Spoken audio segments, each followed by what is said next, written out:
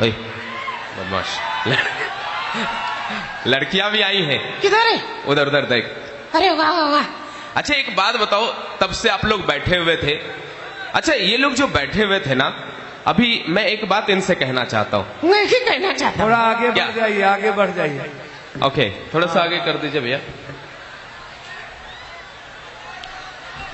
थोड़ा आगे कर दीजिए, ज्यादा नहीं, फिर इधर वाले को दिक्कत होगी, इधर भी देख लीजिए। हाँ है ना, ज्यादा कोई बात नहीं दादा, अब अभी रुक जाना, अभी जो जहां है वहीं रहिएगा।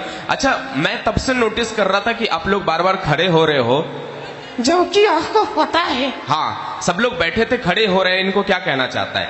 मैं इनसे कहना चाहता हूँ। हाँ क्या कहना चाहता है? जो पप्पू यादव जी हैं, तो आप लोग जो खड़े हो रहे हैं। यस बड़ा अच्छा पंच मारा तूने। Thank you.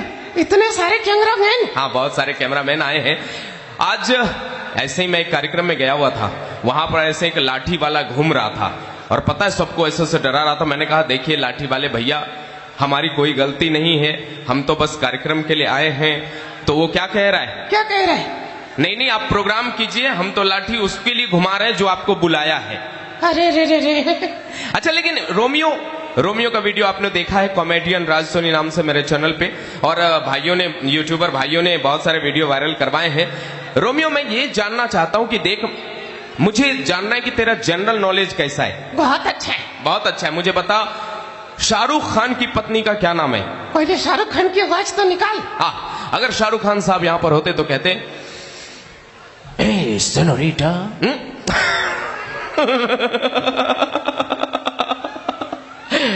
तेरे आंखों की नमकीन मस्तियां, तेरी हंसी की बेपरवाह गुस्ताखियां, तेरे जुल्फों की लहराती अंगड़ाइयां नहीं भूलूंगा मैं, जब तक है जान।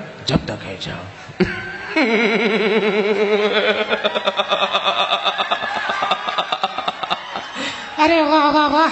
अच्छा मुझे बता कि शाहरुख खान की पत्नी का क्या नाम है? वो ठीक है, जल्दी करिएगा, भोजपुरी डांसर जाएगा।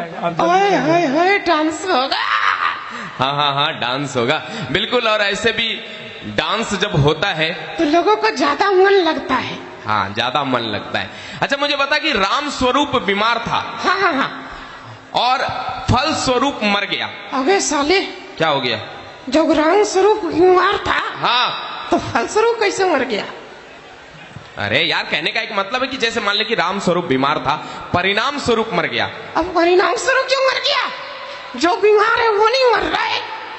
अरे यार लेकिन दोस्तों, युवा दोस्तों, मैं आपसे कहना चाहता हूं कि अगर आप रहना चाहते हैं चुस्त और तंदुरुस्त तो खाइए गुटखा।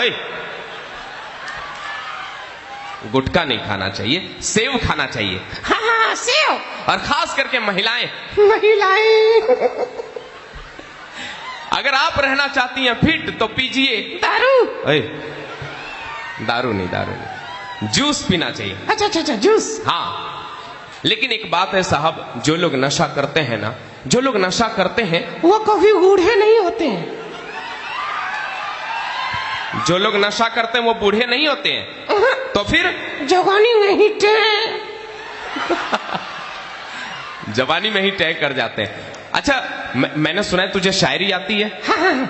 सुना ना? नहीं तू ही सुना। अच्छा ठीक है मैं सुनाता हूं कि इतने कमजोर हो गए हैं हम तेरी जुदाई से। वाह क्या बात है, लग नहीं रहा है कि कमजोर हुआ है।